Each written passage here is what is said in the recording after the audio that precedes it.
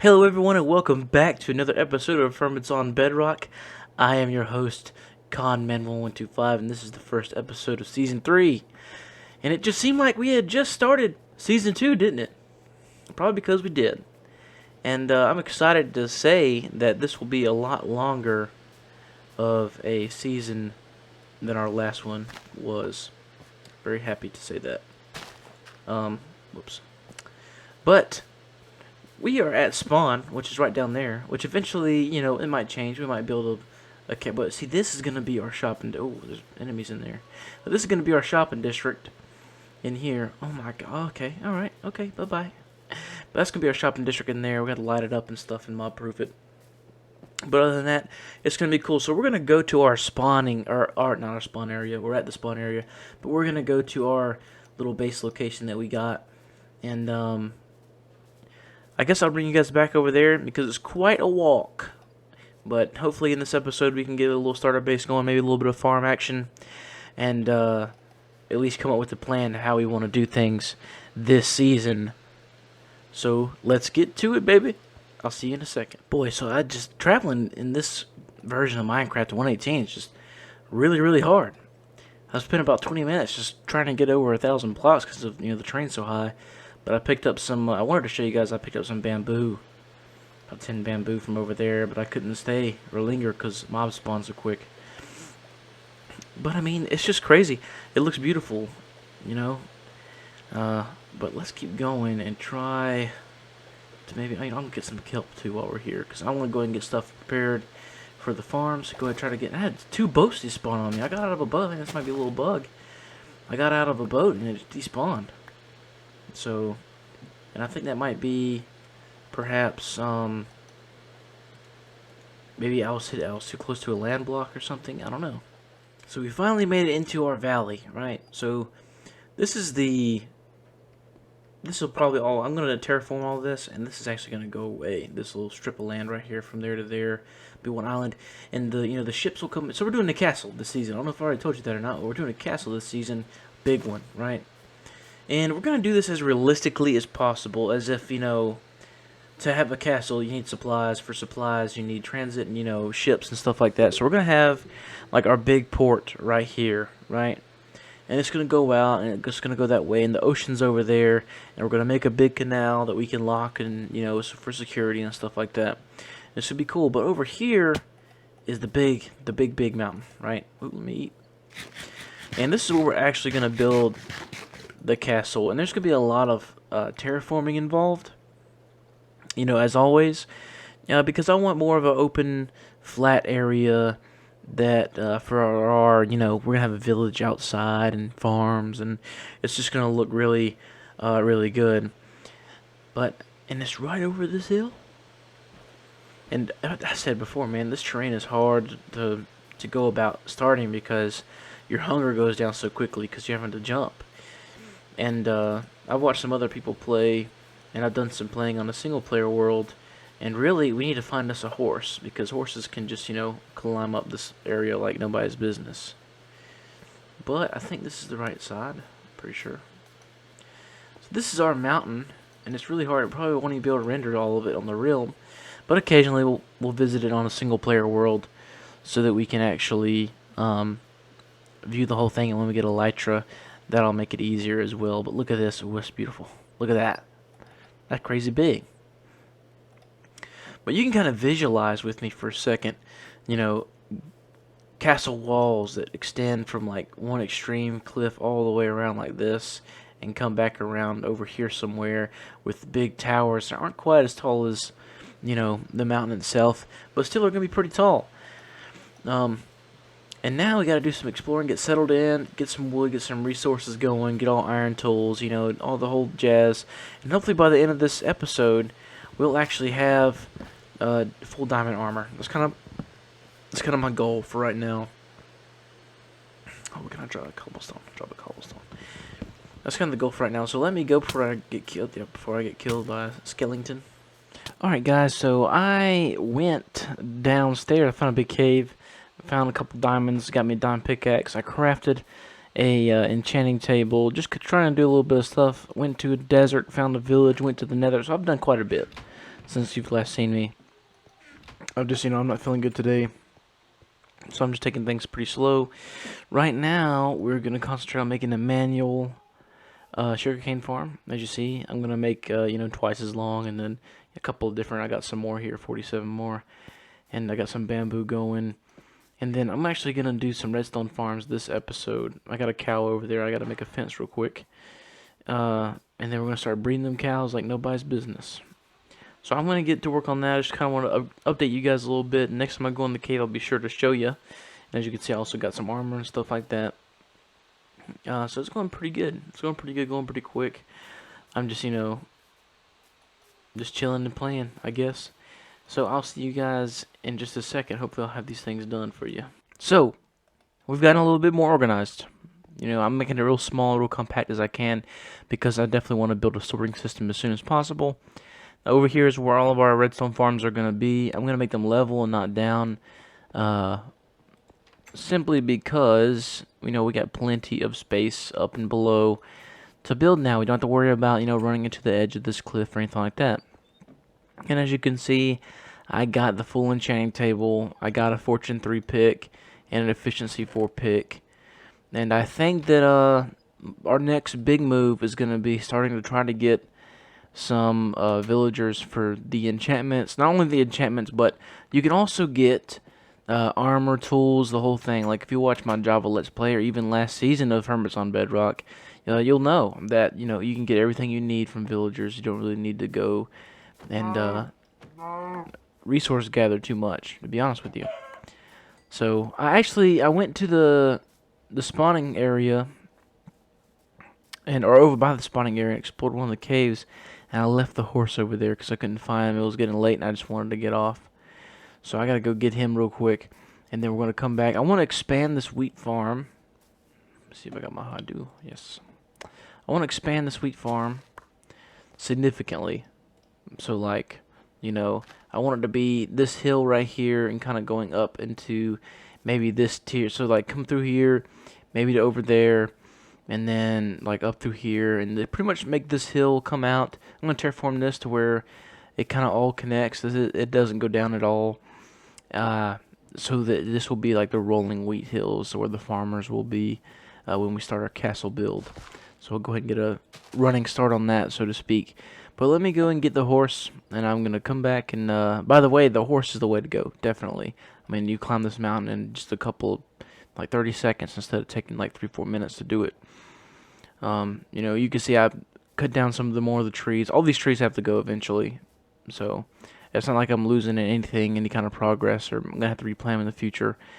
And of course, we're doing I've been gathering as much sugarcane as I can to make books, so we can enchant them.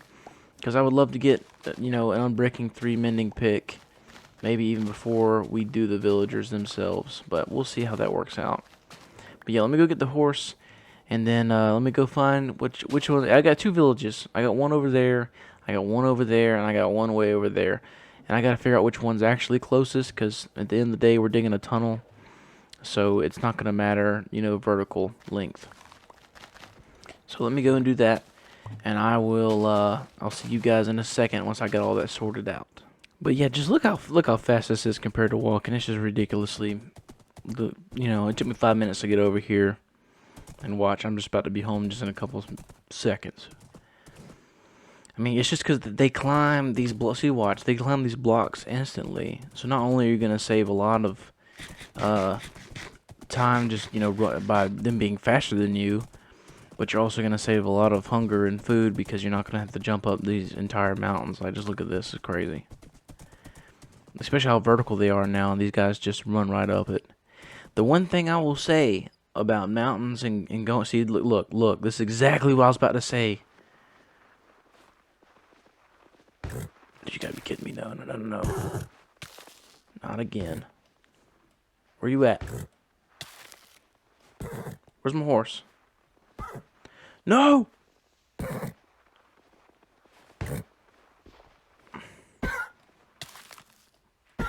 Oh, come on, man. You serious?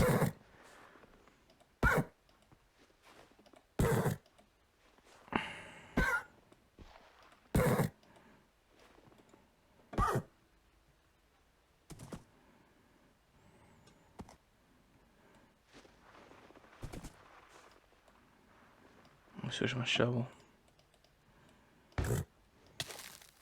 Put him back down here for right now. Do you stop messing around?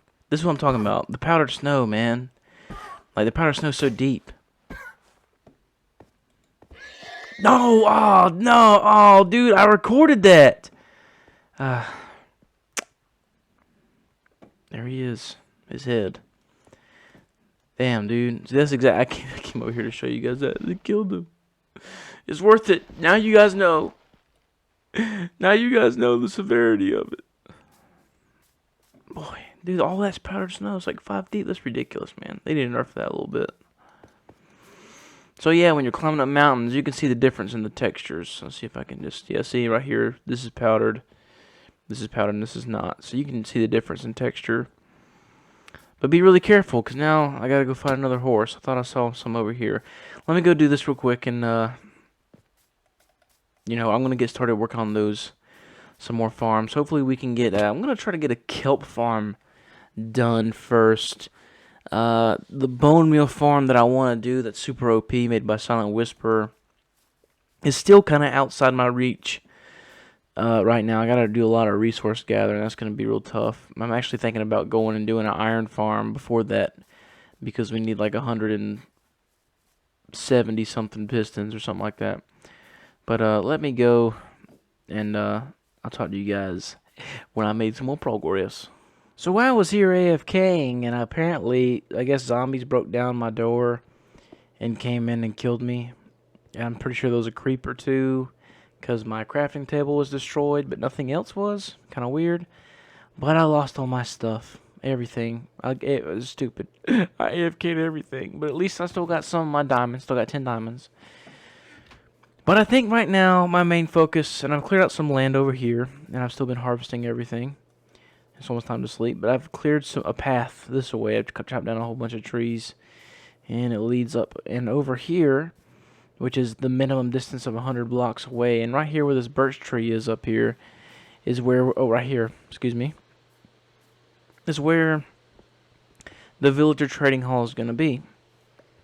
That way, I can make all my farms and stuff inside my base and going like that way. You know, like this way. That way, it's always more than 125 blocks away from the villager, so they won't connect to anything that I'm doing over there at any point in time. Bedrock is really finicky about that. The villagers like to, you know, not want to connect to their things, so... But I'm going to go with a similar design that we had in Season 2, where I do, like, everybody's going to have their own individual cells and stuff like that, and it's going to be cool, and everybody's going to be happy. They'll be able to get to their beds and sleep for real, and it'll be very humane, I guess you could say. So I'm going to have to dig these with iron, because I'm not going to spend any more of my diamonds quite yet on making another pickaxe. I'm kind of patient at this point. So I'm going to dig out a little bit, and then start the transportation process from the village, which is over there, which is another good reason why we should build our villager breeder and everything else over here. Speaking of villager breeder, didn't think about that. I'm probably going to make my villager breeder...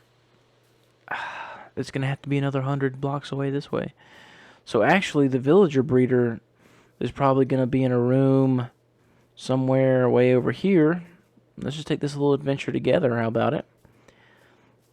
I lost my horse, like I told you earlier. Oh, we actually experienced that together, didn't we? Oh, a ravine.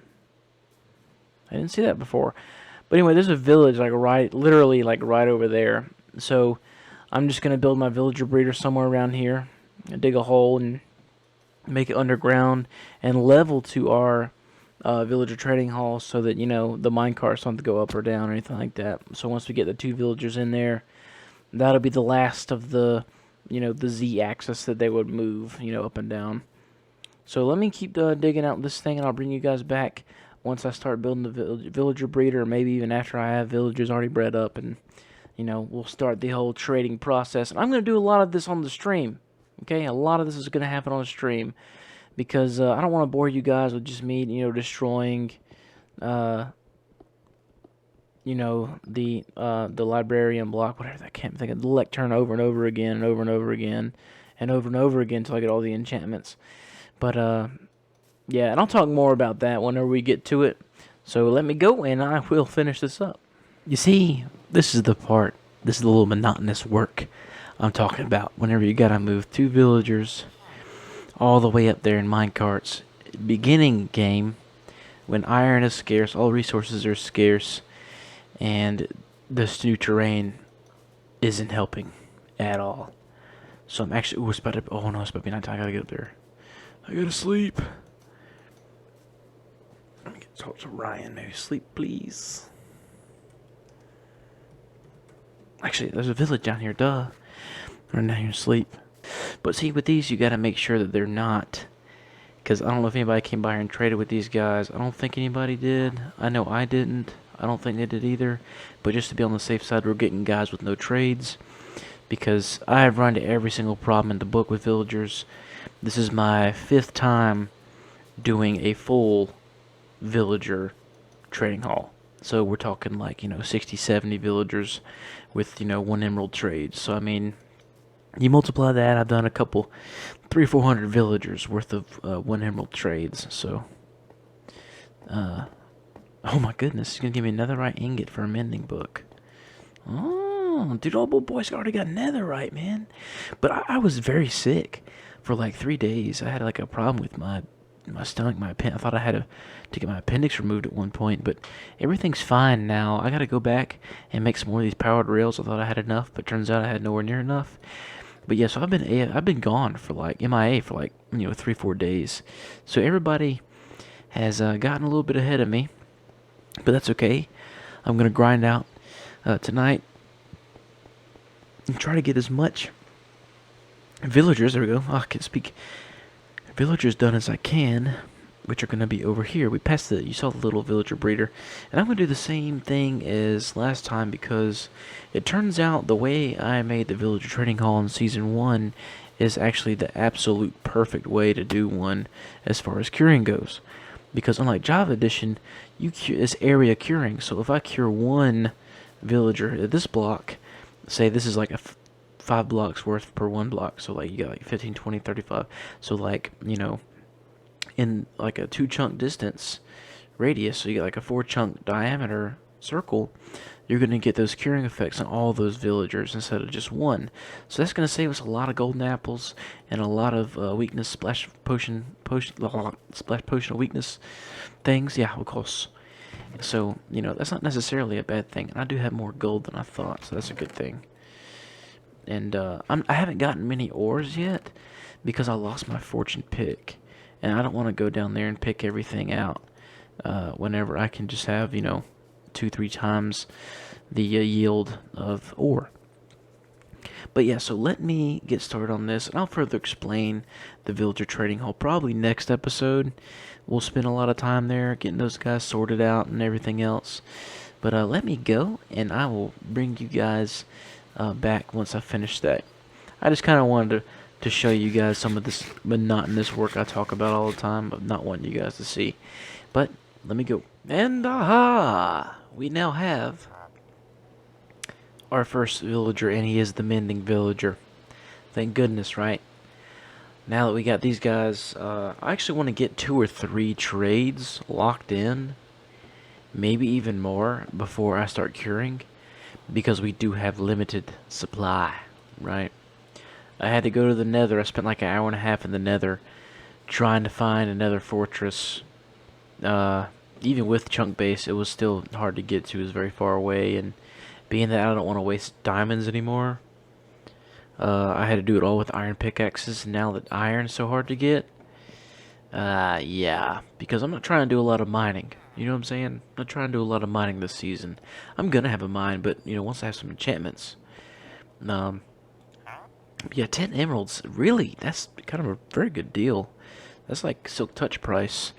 So now we're looking out for like of course the efficiency 5, Silk Touch, Fortune 3, is Unbreaking 3, of course 2, is really our big ones. Pretty much we're gonna get all the big enchantments out of the way. But now that I got this mending book, I can now actually repair my diamond pick and start using that again. So that's exciting. Actually, we're gonna do that one. But I just make a little cell like this. Go ahead and show you. And I hollow out the top right here so he has a little bit of headroom.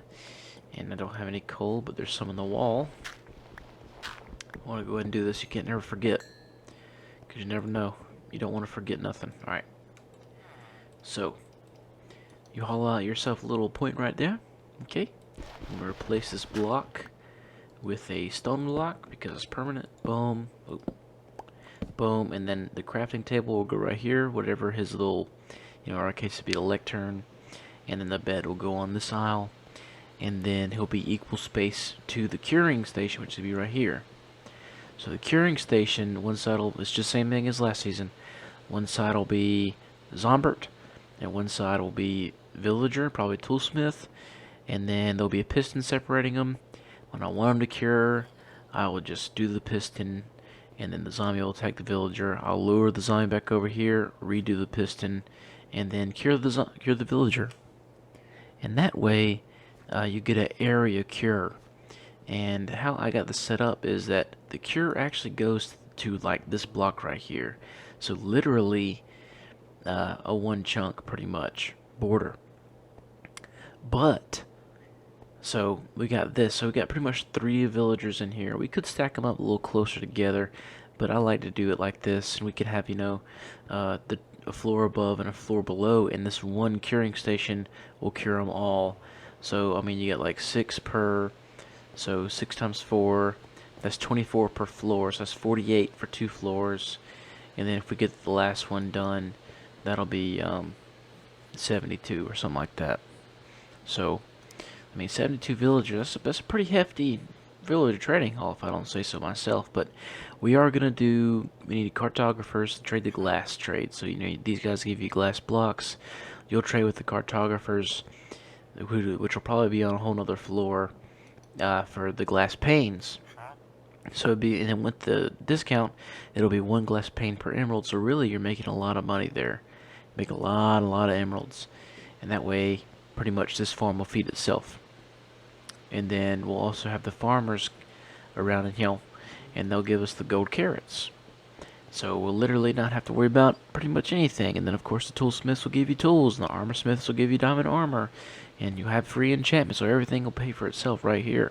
You won't need anything. And then, of course, we can sell all that stuff for profit at the shopping district. And that's how we make the diamonds, ladies and gentlemen. That's how we make the diamonds. So, now that I've gone over the plan, this is the villager breeder, by the way. It's pretty much full. We'll get another little baby. Yep, right now, as a matter of fact. So let me go ahead and get another one before that guy comes out. I'll throw the... Uh-oh. Okay, JC Plays now.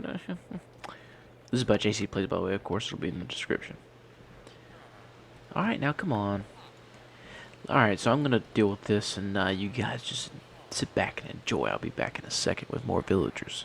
Okay, so like I am down on armor, down on everything. All resources gone. But finally, I'm curing the first villager now. Okay, and I made him a toolsmith so I can get some tools up in here. Some free diamond tools. Because this guy will always have the lowest enchantment, or the lowest cost, because, he's the guy getting cured. But I've also loaded it up 6, like all these are just like maxed out, I got mending, I got efficiency 5, I got fortune, I got looting 3, I got, what is this guy? I got silk touch, of course, and this guy, I think, I don't know what, oh, is he even set yet? Yeah, he's set to something. I need to destroy his minecart. But anyway, so, yeah, we made some progress. Let me go sleep real quick. Actually, you know what? I'm just going to keep explaining. But we also, on the other side, have 6 cartographers who will do the glass trade. So we'll start that cycle, get some emeralds going first and foremost. You know what I'm saying? So once we get the emeralds, we can really start trading with the villagers. And then we'll get more glass trades. Because this guy's the only guy with level 3 shown. Not unlocked, but shown. So once we get these guys discounted and, we can start getting tools. And then we can start unlocking the other villagers.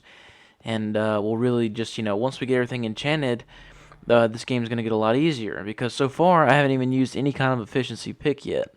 So you guys know how that is. It's just kind of, so, ooh, wow, that was very fast. That was very fast. Wow. Let's see. Oh, yeah, look at that. Okay, so at least it's working. That was my main concern. But now we know it works. Yep. Okay. And we might have to cure these guys a few times, but I've made a deal with Ryan, who actually has a gold farm already, and I'm going to trade him some mending books for some gold. He said he'd give me a netherite ingot, but to be honest, I'd really just need some gold for these golden carrots. I mean, golden apples. Because I got 2 here, and I think I got 6 more. I'm about to go craft some potions while I'm waiting. Because I like to give these guys a little time to heal up. I'm not sure totally. I think they heal all the way after they're cured. But, I mean, also you got to save up and get a name tag for this guy as well. Because I don't want him to go into a villager zombie mode and then despawn. He shouldn't, but you know how buggy Bedrock is. So we want to make sure. So I'm going to name tag everybody that I don't want to despawn. Eventually, I'll probably wind up name tagging everybody. I've never had a cell villager, like one of these guys in the cells, despawn before. But we'll probably do it just for safe measure. But let me go sleep. And I'm going to keep curing this guy until we can get down to some nice level trades. Maybe even, most of these will get 1 emerald. I think 34, that'll get down to 1 or 2 emeralds. And all of these, like 10, see that was like 8, that was either 10 or 13, now it's down to 5. Most of these big ones, mending, will get down to 1 emerald. This guy right here, the efficiency, oh wait, this is fortune guy, that'll be 1 emerald. And then this guy, oh, he didn't get the discount. Interesting. Very interesting. I need to... May I put his bed on there? May I switch his bed and his... Ooh, that's not good. That's actually the one guy I need the biggest discount on. 57 emeralds. But he'll probably only get down to about maybe 12 emeralds. I've noticed that those higher emerald trades won't get all the way down to 1. But let me do that, and I'll bring you guys back. So I just want to point out something real quick to you guys. Why I do things the way that I do. Why do I do villagers first? You know, why don't I do a lot of mining? Why do I use the iron tool? You kind of get to see the little sneak peek. But why do I use the iron, stone tools to start off with? Because why spend hours mining for diamonds to make tools whenever I can get me a villager, cure him 3 times, and get them for 1 emerald? Unbreaking 2. Look at this. 3, 6, 9, 12, 15, 18, 21, 24, 27, 30, 33, 36 diamonds in this chest that I got for 1, 2, 3, 4, 5, 6, 7, 8, 9, 10, 11, 12. 12 emeralds. And there you go. That's why. And I get my emeralds for free. Especially once I get these guys all cured down. They're taking a while. Not gonna lie. It's making me a little nervous. They only come down to... Oh, wait. I'm looking at the...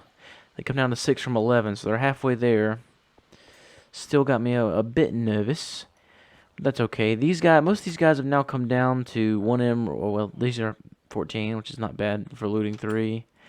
Mending, I got it for a steal for 10 emeralds, but now it's 1 emerald. And then, this is 1 emerald, Silk Touch. And what's over here? We got 1 emerald, Fortune 3, and then these will not be 1 emerald anytime soon, maybe not ever. But 42 emeralds for efficiency 5. So, but these, here's the catch. Okay, there's it's not really a catch, but it is. All right, these guys will lose their discounts over time. This is a new, they updated villagers back in 1.16, the Nether update. And because I guess for the piglin bartering, they just redid the whole bartering system and trade system with the villagers too. That they do lose those trades over time, and also the big group trading thing was the biggest change. So, but I mean, to caveat off of that, okay, they're not permanent, but I didn't have to cure all these villagers 4 times. So using 4, I've only had to cure this villager 4 times. So that's kind of the difference. You don't get as extreme discounts as you would curing them directly, like this guy. I mean, I could trade. This is actually 1 emerald too. I just been trading them cold just for emeralds. And then we're gonna get another guy who has the shovel and then the pickaxe. Usually that's how it does. Maybe we'll get lucky and get some good enchantments for the pickaxe. This is pretty good. Unbreaking 2. I don't have an Unbreaking 3 guy yet, so I'll probably just for my own tools just combine 2 of these together to get the Unbreaking 3. And then, of course, I got the mending and the all that other stuff over there. But I just wanted to stop and discuss this. Like I said, I said I was gonna do it next episode, but this will probably just be a longer episode. I know we've been over here a lot, but we'll start building definitely in the next episode. Um, and actually, I'm gonna end this episode here. And hopefully next time you guys see me, this will be done, and we will be able to do a little bit of building next episode. But I mean, I really encourage you guys. Villagers aren't hard, but you need to do them like I've been doing them, one at a time. The villager breeder is very far away, 100 blocks away over there. Actually, over 100 blocks away. It's about 110 blocks away that way. And then I bring them in one at a time. I connect them to their beds one at a time, and then I connect to their things one at a time. And they're all separated by a wall. They can't see or they can't pathfind to any other beds, so they don't have a choice. I do this simply because, updates happen, server reloads happen, stuff happens, and I don't like redoing stuff. So I hope you guys have a good day. And thanks for watching. If you liked the video, leave the little thumbs up button down there. And if you really like the video and want to see more, hit the subscribe button. I appreciate you for watching. This is Comment 1125 signing off.